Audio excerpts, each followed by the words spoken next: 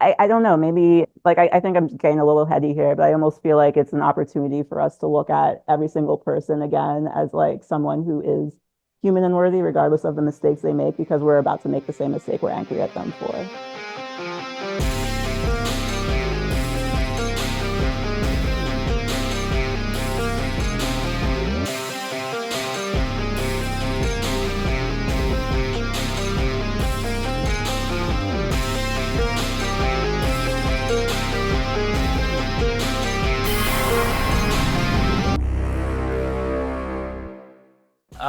Welcome to the Skiffy and Fanty Show. But how does the ability to win wars translate into the power to, say, create a flower? That's an interesting quote to pick.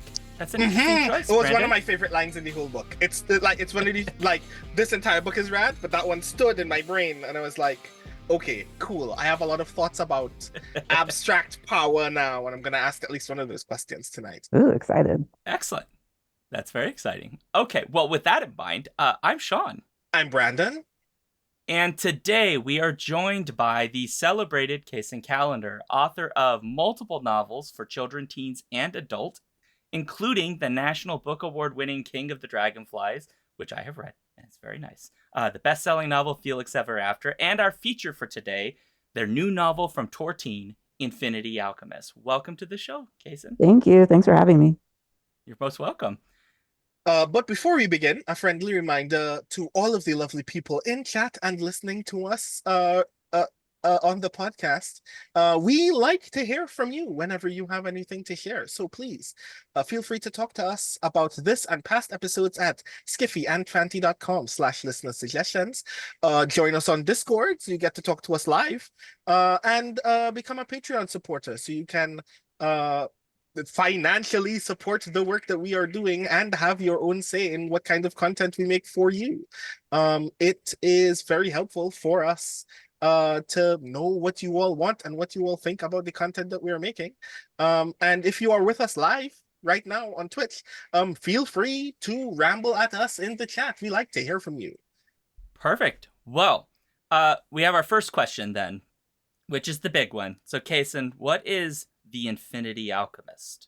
Infinity Alchemist is about 18-year-old Ash, who, in a world where alchemy is the source of magic for the blah. I try to get this summary like memorized and perfected, and inevitably, every time I'm asked that question, it falls apart. But basically, in a world of alchemy, the main character Ash is rejected from the Lancaster College of Alchemic Science, and he ends up working there instead. And one day he's caught illegally practicing alchemy by a professor and is blackmailed into helping that professor, Ramsey Thorne, find what is called the Book of Source, which is supposed to grant its reader all-knowing power. Let's put it that way.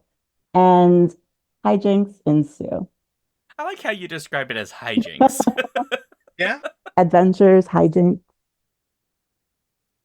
Going Hijinks through makes it sound doors like the into- stakes are not high. I feel like I need to print that summary out somewhere instead of like trying to remember it every single time. But anyway.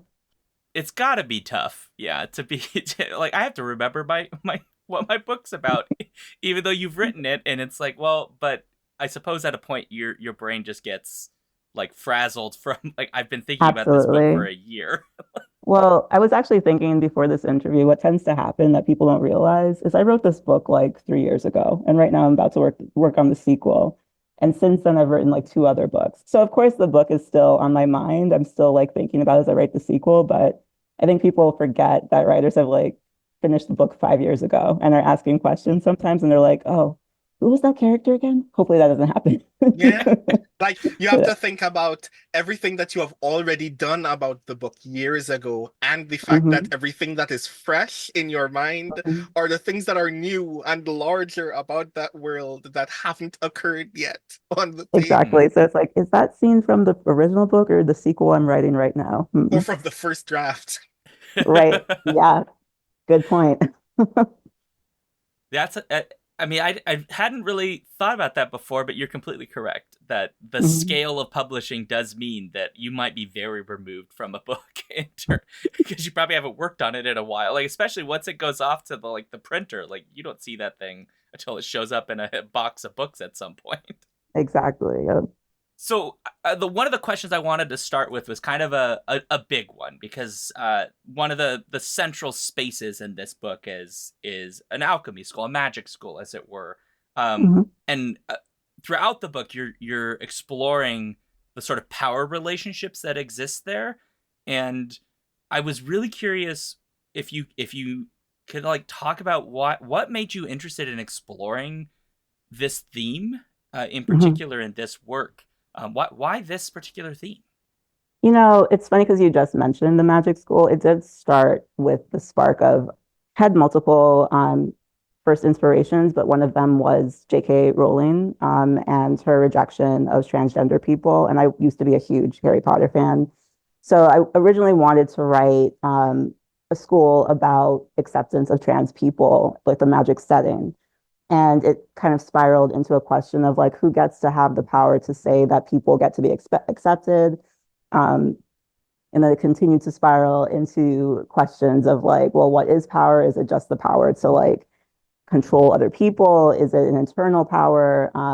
So it just continued to like evolve into multiple different questions. But one of the sparks was the conversation around like rejection and who has the power to reject and who has the power to accept. And it doesn't even matter. Like, do we, as long as we have the power to accept ourselves, does that even matter?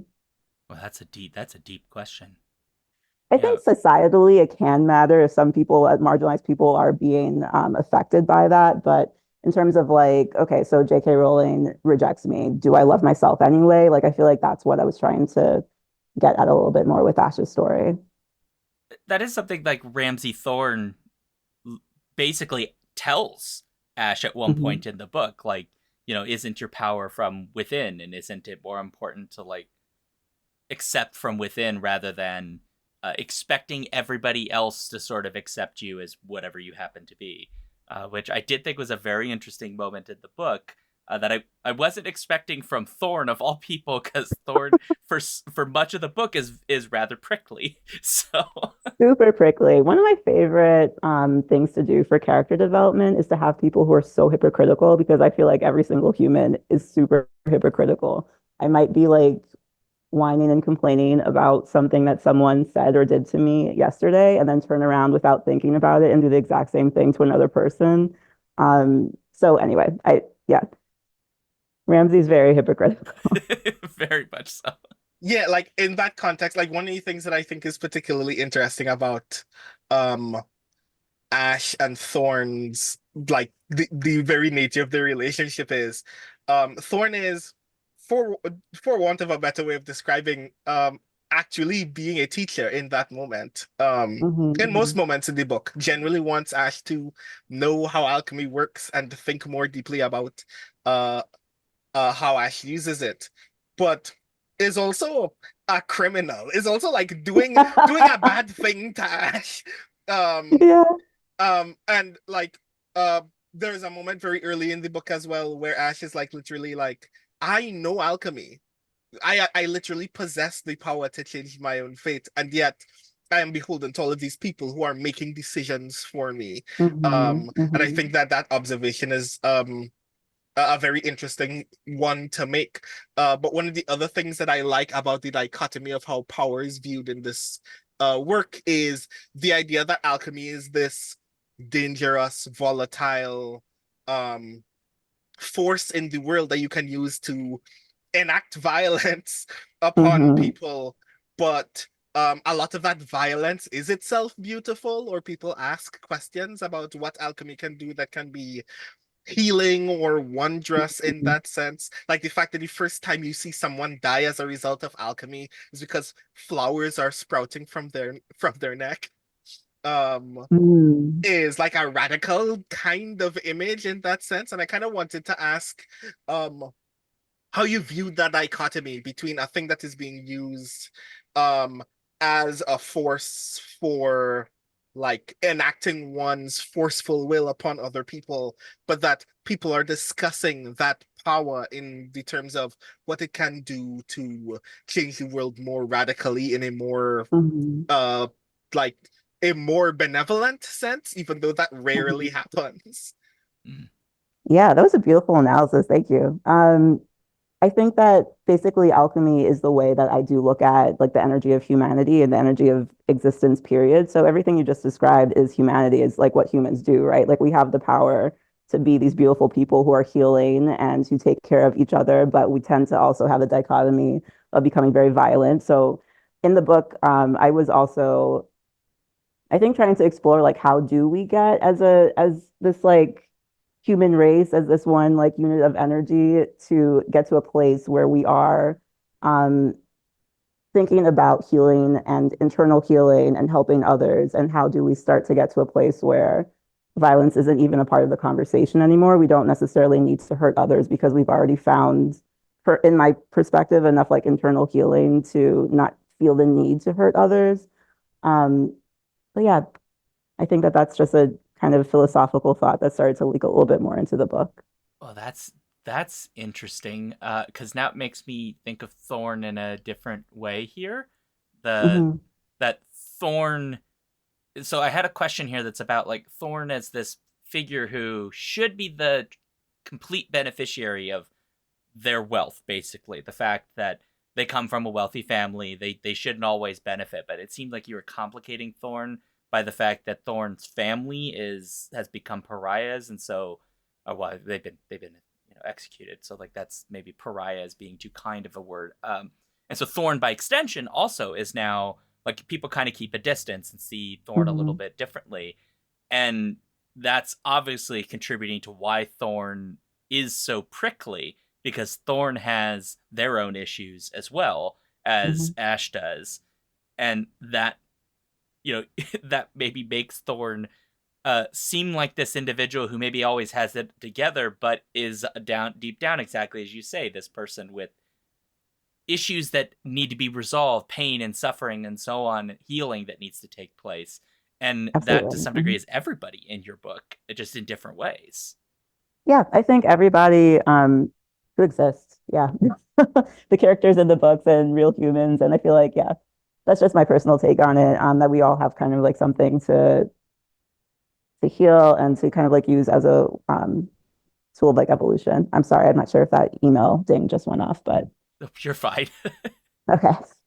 Well, it's interesting. So you would kind of see then that, you know, insofar as this book and its perhaps its sequel in the future are trying to explore making the world a better place, whether that's our heroes doing it or the forces of the universe, um, that can be hindered perhaps by our inability to find that healing, whatever it is that we need, because that could lead us down paths to doing harmful things to others, or becoming an assassin in the middle of the night that's following people after a pub, for example.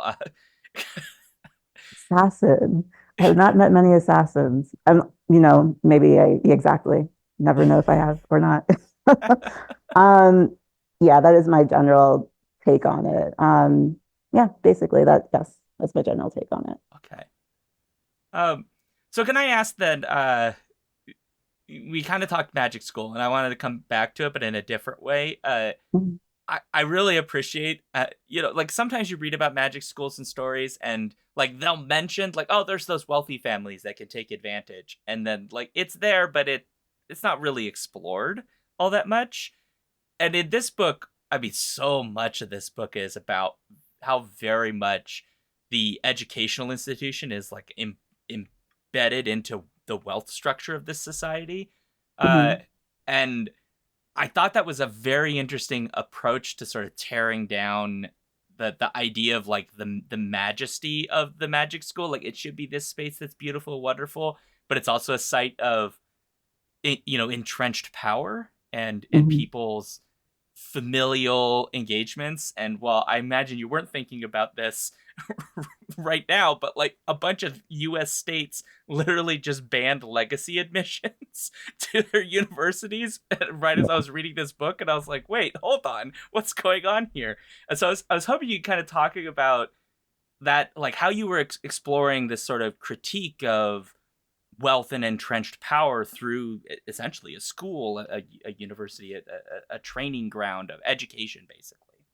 Yeah, I do like the way that you just described that too. I think that the way that I was trying to approach it was wanting to give the world itself a little bit of a grittier feel to it. It was thinking about like in opposition to the childlike wonder of like other magic schools and other magic books that we read as children. Like this is what the grittier, realistic college setting would be like, which just reflects what we see in our own world, where I think a lot of millennials and uh, Gen Zers are waking up to the fact that we were told that anyone can get into school and this is supposed to help our life as we get older. And we're kind of like, no, we've been lied to. So I think that kind of like comes through in the pages too, where it's like we're seeing that wealth will get you farther. Ash himself is like, I know that I'm talented. I know that I have the power. I just don't have the tools to hone it yet. If only you all would give me a chance. If and he just isn't accepted, and it's because he of his like family name. It's because he doesn't have that wealth. So yeah, I think I was just kind of like putting that into the setting of like this is a grittier world. It's not all magic and butterflies, but you know what was kind of like Brandon was saying earlier about first drafts, forgetting like like putting my mind thinking the first draft is what the current book is. I did actually have drafts where I was trying to go in that direction, and it just never worked. Like I kept on hitting a block of like, okay, the characters, it's a very like whimsical space. The characters are all very excited. Ash does get into the college. Class is about to begin, and I could never actually write past that first class. And it wasn't until I started writing a draft where Ash was rejected that the story just like started to fly forward. And I think it was because I realized that this is a story about rejection. It's about a story about learning about your own self-power, even in the face of other people, not just like the author I've been mentioning, but just society as a whole, like rejecting you. What do you do? How do you find that internal power? Anyway, so I think that once I found that theme and allowed that theme to illustrate what the book would be about more, the story really just started to fly forward. Yeah. I like I think that yeah. Oh, go Yeah, ahead, I think Brandon. that that's Sorry. particularly interesting because I one of the things that drew me to the school setting was a kind of version of what Sean described, but viewed through like the Caribbean post-colonial lens of Mm-hmm.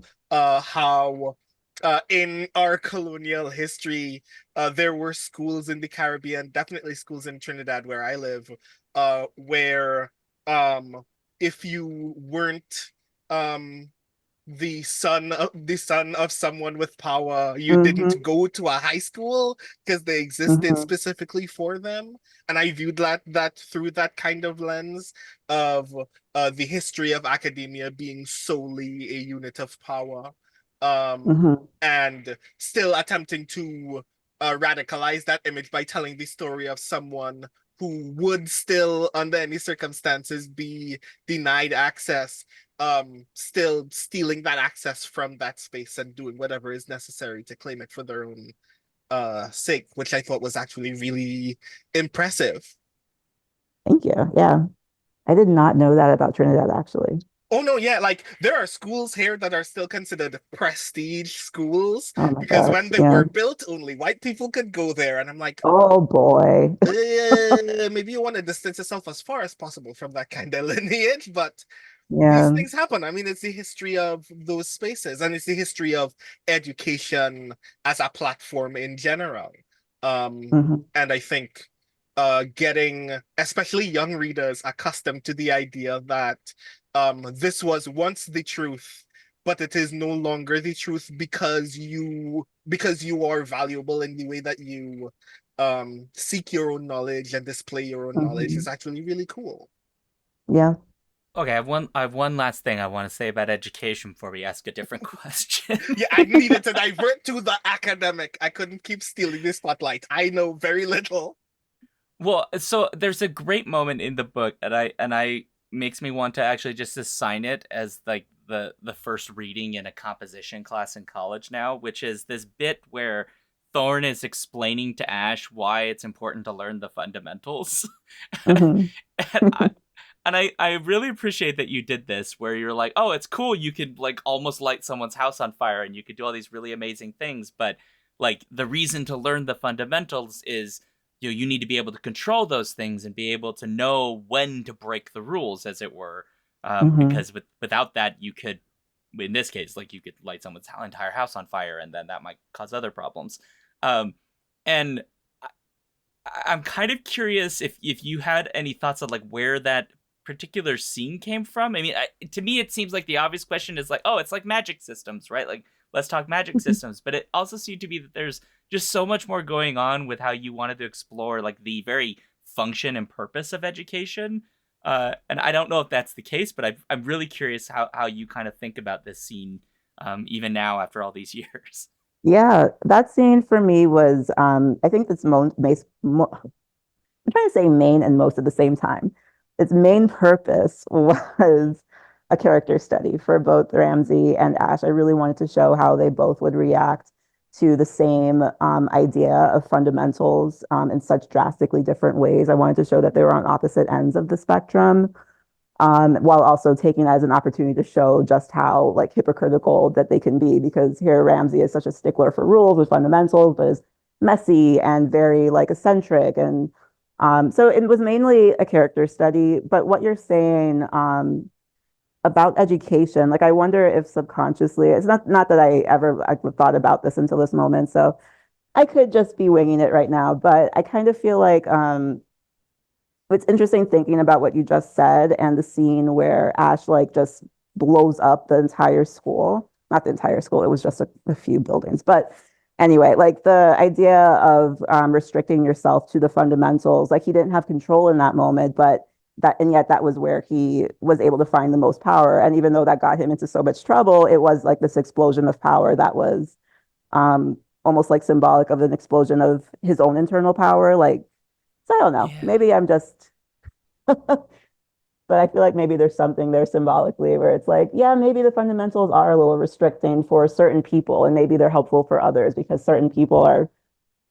I have ADHD, so excuse me, but now I'm like jumping to the idea of writing and like specific processes that people say you're supposed to follow in order to write. And a lot of people not following those processes and being considered like, or craft is really the word I was trying to find, like not following specific craft rules. And so being like the people in quote unquote power, like mostly as I'm thinking in this specific context, like white Western people who do have the power to say, well, this is what's good and this is what's bad, and people who might be from other cultures writing something that doesn't follow those rules, quote unquote, being considered bad because their craft doesn't quite match up with that. So I guess I'm just thinking like rules in general maybe don't fit for everyone, and maybe that is limiting power in some way. That was a very long ramble, but No, no, I that's think you got what I great. was saying. That's actually fantastic because you're completely correct.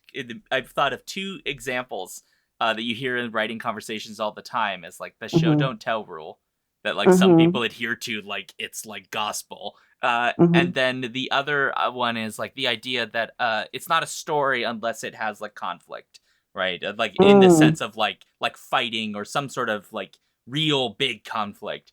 Uh, absolutely. yeah, and Yeah, I don't know if this is what you're talking about, but I do feel like there was a conversation maybe a couple of years ago that was just kind of going around in the writing community where it was like I think the word people kept on using was fluff, like a story that's mostly fluff or all fluff isn't legitimate. And I was like, I love fluff stories. Why not? Like, why does it have to be? So anyway, I understand what you're saying. I no, Fluff agree. you're is Yeah, completely right. good. Yeah, Sometimes we it's just need fluff. exactly. yeah, it's the a thing that like that comes up occasionally in the conversation, which is there's I can't remember the name of it, but there's a Japanese narrative structure that does not Mm. have what most Western writing would consider to be conflict. Kishu Um, Tenketsu. yes, thank you. Yeah, mostly people associate it with like what's the My Neighbor Totoro, which like has Oh, conflict, but it's not. It's like nobody's fighting. There's not like a war. There's no enemy to overcome. yeah. Yeah, it's just like I need almost to like a look this sequence of up. scenes. Yeah, it's a You great said, movie. Yeah.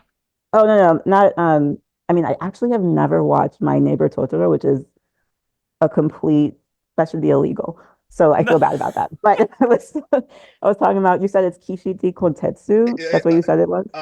Kisho Tenketsu. Oh, okay. Hmm.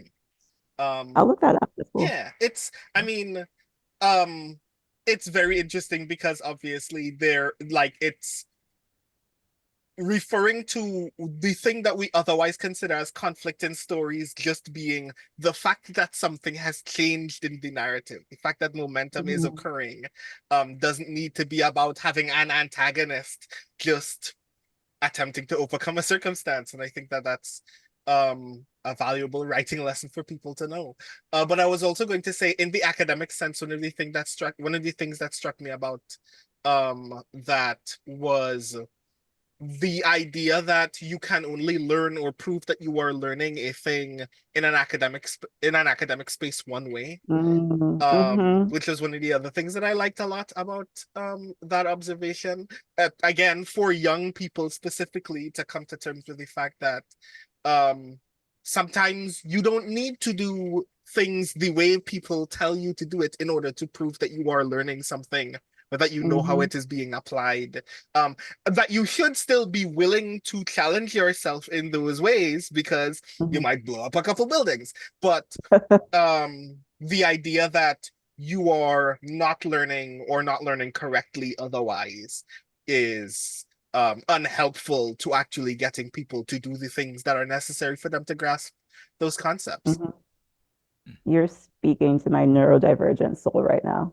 100%. Yeah. Yeah. Yeah. I mean, I'm just thinking to all the like everyone who's neurodivergent is completely different, but they're just like an example of like trying to learn in school and teachers like saying you must learn this way, you have to like take notes this way, you have to study this way. And as a neurodivergent mind, ADHD, I learn completely differently. So anyway. Mm-hmm. Because like the thing Tobias. that I'm Oh, thinking first and foremost, and I'll be brief, short, so you no, can you're fine. You're fine.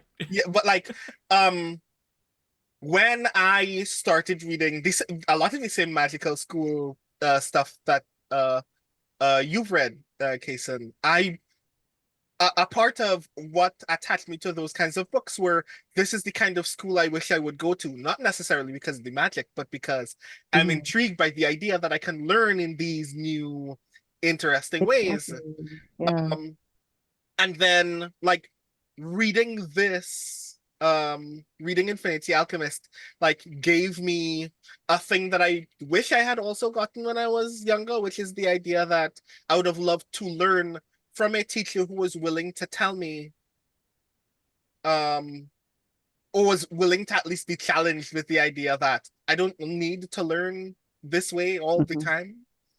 Hmm. And that the questions that I'm asking or the reasons why I'm asking them are just as valid as however the syllabus is being prepared. So yeah, I dug this a lot. Thank you. Yeah. I do want to jump back just slightly because talking about like neurodivergence, I know that like Tobias Bickel has talked about dyslexia and the impact it's had on his writing process. Hmm. He's talked about it publicly a bunch of times, so it's not like I'm revealing state secrets here. Hmm.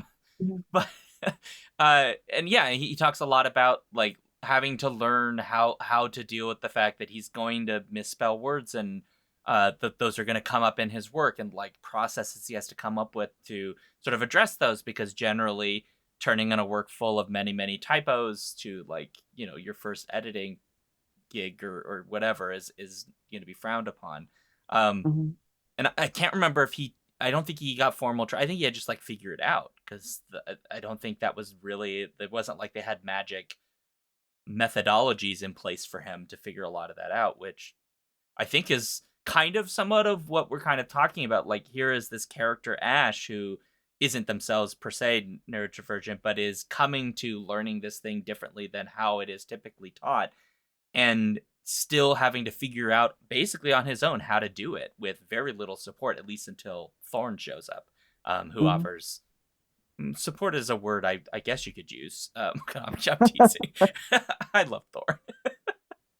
Me too. Yeah. There wasn't a question there. I'm sorry. I was just rambling. I just thought this No, was it's an okay. interesting point. I was feeling, I was following. Yeah, Rambling is good. Rambling is healthy. Um, agreed.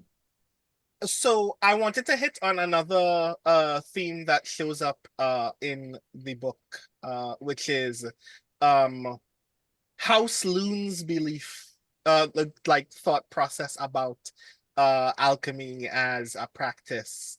Mhm. Essentially being that they are um quite a bit more restrictive of it, that they see it as a negative force in society, as like actively um blasphemous in that sense.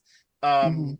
Which in the magic school space is its own kind of thing, because the relationship between the thing that is magic and everything else is a kind of interplay that a lot of those works deal with a lot, but also leaning very strongly into that religious extremist sense of there is a Mhm. group of people who think that this is bad and wrong and should no longer be practiced, um, and that those people have power in society in the exact same way as the communities whose children are going to this school, is actually very interesting. So I kind of wanted to pick your brain about that decision in particular to portray this conflict. Yeah. So originally, alchemy was also a symbolic of queerness and transness. So it's very, I feel like it's okay to say it's a pretty obvious parallel between House Loon and Christianity and homophobia and transphobia that so many people are dealing with today, and using their kind of like scripture and their ideas of what is right or wrong based on what House Loon calls the creator rather than God. And I was also playing a little bit with the real world sense of like what is spirituality and what is religion and those differences. And I did want to kind of like look into alchemy, a magic based system that's based in science. So I've been trying to not say this out loud too much, because one of these days I feel like I'm just going to get an email from someone that's like, you do not know what you're talking about. And you know what, person, you are right. But this magic system is supposed to be based on quantum physics. And it's, I did some research for it, but basically the idea that energy is what creates like the quantum field, and that's what alchemy is. It's like the alchemic field. We are all a part of alchemy. We're all a part of energy. Using that thought process, that's why so many the characters throughout who aren't really of House Loon say we're all source, we're all a part of source. That's basically saying we're all God, we're all a part of God. We are the particles of God, we are God. Whereas create like House Loon and what I do feel like a lot of religions today, not to say like individuals who are religious are wrong. I'm saying that there can sometimes be a flip into the idea of like God is outside of ourselves, whereas even I myself am not even necessarily religious, but the Bible itself even says like the kingdom of God is within. I do feel like that kind of is pointing to the idea that we are more a part of God than we realize. And the idea that there's an outside force that's telling us who has the power to say who is right and wrong and who is evil and who is unworthy. I think that's all a topic I really just wanted to touch on. And I do not even remember what the original question was. Yeah. No, you are answering the question. You are very well answering the Okay. question. Yeah. Okay, Um, good. and I like that observation that you made, that that even in the scriptural sense, there is an understanding that God is an element within ourselves. Because I think Hmm. at least I am also not very religious, but a lot of the reading that I did when I stopped being religious very young was Hmm. about that kind of understanding, that the idea that God or the spirit or the things that are spiritual are external to us, Yeah, is both new to our understanding of spirituality and just mhm, generally unhelpful. Um, absolutely. and I think having characters um whose understanding of source in the work be less about how it attempts to give them power or how they can tap into it to gain power, and more about that kind of self-understanding, and through that self-understanding they do reveal their own power, was very revealing of that queer metaphor for me, but also just kind of enlivens the overall conflict, in that there are people who think that this thing is bad and wrong because they don't want to understand that there are people who are learning more about the thing that you call God than you are, because they're Yeah, willing to ask those questions and think very deeply about those things absolutely. rather than be restrictive.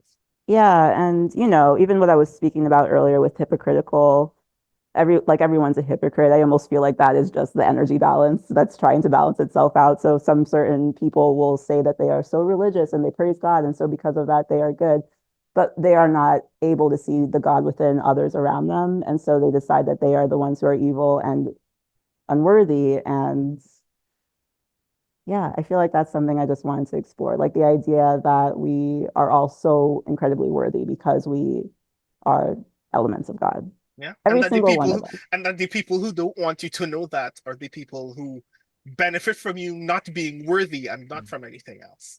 Exactly. Exactly. Yep. When that hypocrisy, I mean, it's layered throughout this book. I mean, you basically indicated this is a thing you really wanted to explore. Uh, it leads people to, really horrific conflicts that they seem to, some of them don't want to deal with within themselves, that they are professing one belief publicly and yet doing seemingly the opposite thing in private. Uh, Hmm. and as you point out, right, this hypocrisy is certainly found all over our own culture. We're using the example of certain groupings of religious individuals. I remember the moment when Ted Haggard was found, as he spent years railing about like drugs are bad and gay people are bad, and then it turns out he's having a gay relationship with a drug dealer. And it's like, you, I actually did not know that. yeah, it is a whole. There's a lot more to it, but it was wild the moment that happened, and I was like, this is bananas. I mean, you sat out here telling us that if we don't agree with you, we're all like horrific sinners and horrible things, and here you are doing the very thing you tell us is evil, and it's like Yeah. maybe you were the one with the issue the whole time.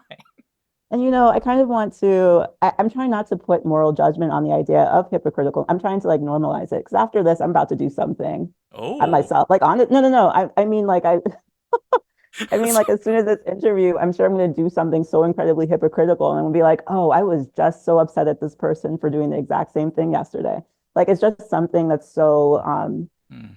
I don't know, maybe like I think I'm getting a little heady here, but I almost feel like it's an opportunity for us to look at every single person again as like someone who is human and worthy, regardless of the mistakes they make, because we're about to make the same mistake we're angry at them for.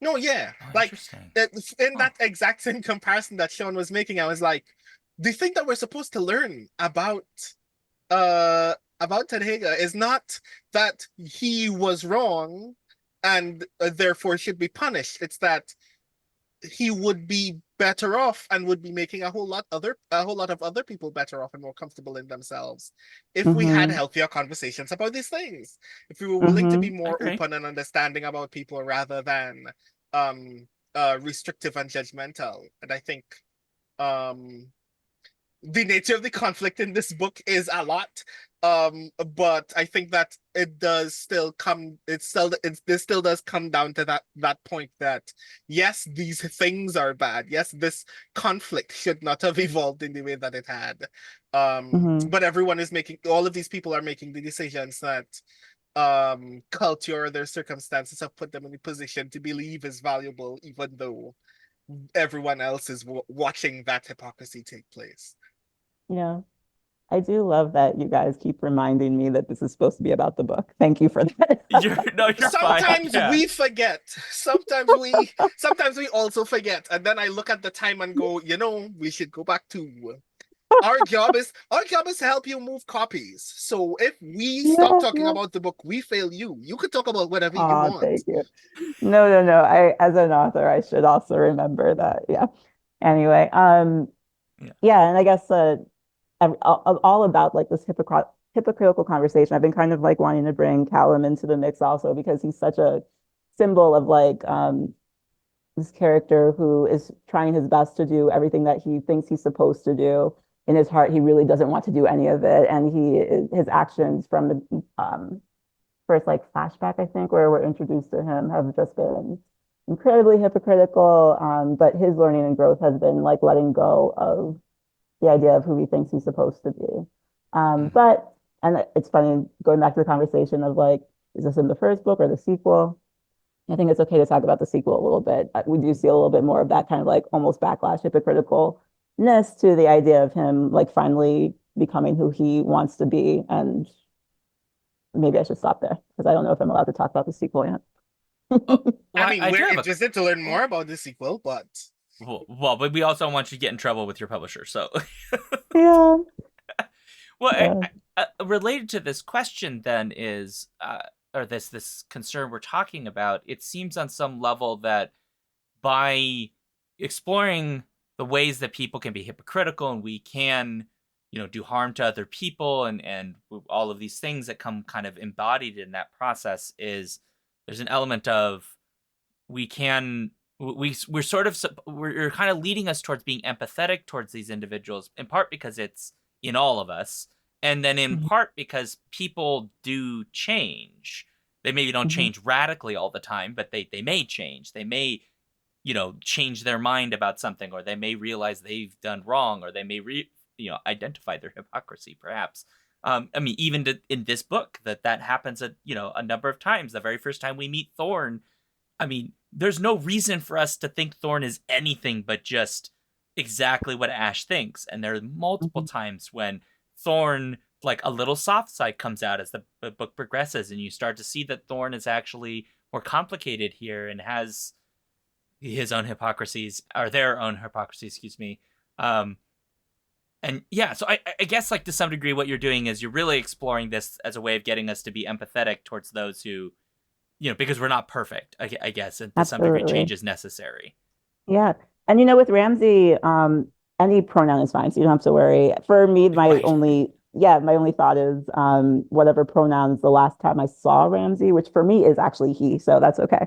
But exactly what you were saying. And I think that's why the idea of source also just became like a major theme in the book, because if following the rules of source, then we're all source. Exactly right now, we are all that pure love, that pure energy, everything that kind of like surrounds us, including like this physical body, all of the traumas that we had that lead to us making mistakes because we're not really seeing how that trauma that happened when we were 5 years old is making us want to push people away and hurt them. Like all of that kind of thing. That was just a quick example, but all of that is just kind of like a cloud around the sun in my perspective. And sorry to get a little dark, but when we die, the clouds go away and we remember, oh, we're the sun. It would be nice, I think, if we're able to remember that we're the sun. And I'm actually looking at the sun on my screen right now. And I'm like looking at every person and realizing, and for me, that's what empathy is. It's realizing Hmm. whatever word you want to use, whether it's source, God, universe, energy. It's like I'm looking at something so pure and magnificent, and any mistake that they make is just a cloud that came from, in my perspective, I don't know if this is true or not, honestly, but I feel like any kind of hurt that we want to do to others or that we accidentally do to others, it's usually linked to trauma, including intergenerational trauma. I'd I agree could be that that's incorrect true. about that, honestly, but I, I don't think you're completely off base. I think to a large degree, if not in an absolute sense, then as a nice shorthand, that's probably true. yeah. Yeah. Well, I have to ask this question then because you brought it up, Kacen, and I was curious from a writing perspective, especially because you mentioned that Thorn basically says in the book at one point, right? You can use whatever the you knew me as the last time Mhm. you saw me, because Mhm. Thorn's gender presentation switches throughout the book, um, and the first time that happens, you have one chapter where you use she, and then there's one chapter where you use he, and Mhm. it takes a little bit before that's sort of an explanation's offered for that. And I was very curious about why that kind of approach where it wasn't like you front loaded all the world building that explained this. You Mhm. just sort of had it happen naturally in the narration. Uh, and I'm kind of curious, what was the impetus for that, or was that a difficult process, or that just come naturally? I think that the way I think about world building is well, I mean, the narrator for this was a third person, but the narrator for me is almost like a historian. In my head, I'm just thinking like it's a historian who's kind of like going through all of these scenes that have already happened. So I think about it from the perspective of like that narrator, or even if it was a narrator that was actually like Ash first person or Ramsey first person, what do they already know that would be like really repetitive and kind of weird for them to just say? Like it would be kind of weird for me to say, Brandon, who was wearing a red shirt, like the first time you meet Brandon, but maybe like 3 chapters later, it's just natural to kind of like slide that red shirt in, and because it's something that kind of like came up naturally. So I think in the book, it wasn't really natural to explain, because that's the other thing, like the queerness and the transness in this book is so normalized. It's not something that really needs to be brought up. It was only brought up for Ash's purpose because he was like, oh, it's actually kind of rare to like meet someone who shifts gender this much. Like, let me ask like about the pronouns. So it felt like a more natural moment for Ash rather than kind of like explaining immediately as soon as you meet Ramsey, because for this world, this was already normal. I really love that touch, by the way. That was Thank you. it threw me for a loop for a second because I noticed the shift, and then as soon as I realized what was going on, I was like, oh, okay. We'll just keep Like going now. I enjoyed it as well, both as a reader and a writer, because I'm sure you've noticed there are like pockets of discourse around how pronouns are used in Hmm. work. Not with the deliberate intention to essentially erase queer perspectives in work, but just accidentally doing so through the lens of, well, this doesn't make sense to me, this doesn't very immediately read to me, I have no idea uh Hmm. who this person is, and I'm like, I am following this very deeply. Yeah. I get it, and you are sharing this more interesting perspective on Thorn with me through that. And Thorn doesn't have to um speak for himself to me in order to qualify that. I'm learning that through the work itself, and I think that that's really nice. And I think I want more work to keep challenging readers in that way. Not because it is challenging, but because readers are perhaps a bit accustomed to not discovering that kind of um practice in the work that they read, and giving them Hmm. more opportunities to get used to it. um does the thing that we think stories do in the real world as well. It provides them the empathetic basis to do that in real life Absolutely. much more easily. Absolutely. Mm. 100%. Yep. Yeah, that's why I'm so drawn to books, is because you can literally become another person as you're reading, and you become, I mean, you don't adopt all those marginalizations if you're reading about a character who might be like more marginalized than your own like real identity. But for that split moment, you're feeling like that person's hurt when someone uses a slur against them. You're feeling that person's like joy when they finally find like a victory. Like it's just such a, books are magic. I'm sorry for being like really corny for a second, but You are it really allowed. translates you into like other people's heads and lives in a way that nothing else really can. And You're, Yeah. I mean, you're in very that case, correct. this Yeah. book is one of the best of them, I think. I'm very Oh, much thank looking you. forward to more of this world. Yeah. Thank I you. very much enjoyed this book and a lot of what it was doing. So thank you for a very interesting read. I appreciate it. Thank you. Welcome. Okay, well, I think we need to ask you our two final questions, which are probably the least intense questions we've asked all day. I mean, you say that Uh, when we ask writers the very first of these two questions, it is often that's very true. challenging. Yeah, well, I think we kind of know the answer to this already, but I'm going to ask it anyway, which is what are you working on at the moment? What can we expect, or what do you hope to bring to the world next? I suppose is the question. So I am working on the sequel, waiting on the editorial notes, and I did finish a YA contemporary mystery that will be coming out with Abrams. Don't remember which year, but that will be coming up. And with Abrams, I have two graphic novels, scripts signed up, just the scripts, not an illustrator. I want to be, but not yet.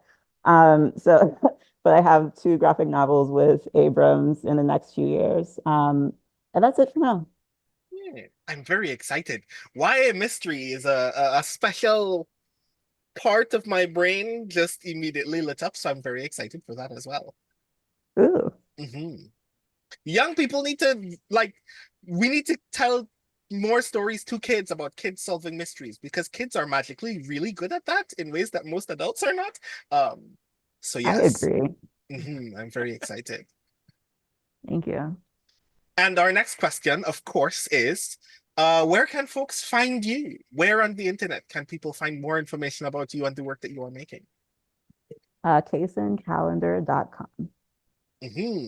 So I take it no other social media. You have I saved do have yourself a, from the hostility of most other social media. I really have, yeah. I realized my mental health, like honestly, really could not take social media anymore. And I did quit as an author. A couple of people have found me on TikTok. I'm just chilling over there as an illustrator, as a wannabe illustrator. So I guess if you want to find like my really bad art, um, and judge me for it, you can on TikTok, but I won't judge that's the you. only social media I have. I mean, you're definitely a better drawer than me, and I haven't even seen it yet. So You know what? Don't find me on TikTok. I just realized I don't want. I'll take it out if you want me to take it out. Maybe. that's fair. Yeah. Well, thank you very much, Kacen, for joining us today. It was a pleasure, and I'm very glad we could have you on the show. Thank you. Thanks for having me. Welcome. All right, folks at home and watching now, wherever you happen to be. Again, if you'd like to suggest something, you have a comment, or you read this book and you'd like to let us know how much you liked it too, you can go to skiffingfanty.com/listener suggestions or skiffingfanty@gmail.com if you want to email us. We are Skiffing Fanty on most social places that exist, and we have a newsletter and a Patreon and all of those good things, and those are on our link tree, which is linktr.ee/skiffingfanty. Please support us on Patreon if you've got like $1 that you don't need for food. But if you need it for food, don't give it to us. You take care of yourself first. And then please rate the show. Brandon, where folks find you? Folks can find me almost anywhere on the internet at The Rising Tides. That's TITHES. At my newsletter, which is also my website at brandonobrien.xyz, and at speculatorsf.com, where we have just finished just aired our last recording of The Pitman Sculpture, our Apocalypse Keys actual play. Nice. And I'm in lots of places. I'm SeanDuke.net. I'm obviously on this channel, Alphabet Streams, Tuesdays, Thursdays at 7 p.m. Central. And I have a link tree as well, which is /SeanDuke if you want to find me places. I'm in lots of places. So with that in mind, as is required by the Skiffing Fanny bylaws, I have to make this podcast ending awkward. You don't have to. Yeah, I do. It's written in the bylaws. You've read them. You signed the contract. What are you talking about? And by making it awkward, I just want to note that Brandon and I are officially going to star in a new buddy cop comedy. Aha. Cop is not what you think it is. It's actually a new slang term for cobbler. We're going to be cobblers who solve mysteries together. I thought we weren't going to announce this so quickly, but I guess well, too bad. No networks picked it up yet, but we have filmed all 12 episodes. Look, I've got a direct line to Jeff Bezos, so we got this on Amazon Prime coming to you soon. Yeah, this is what people want. This is what the people want. Okay, on that note, awkward ending ends.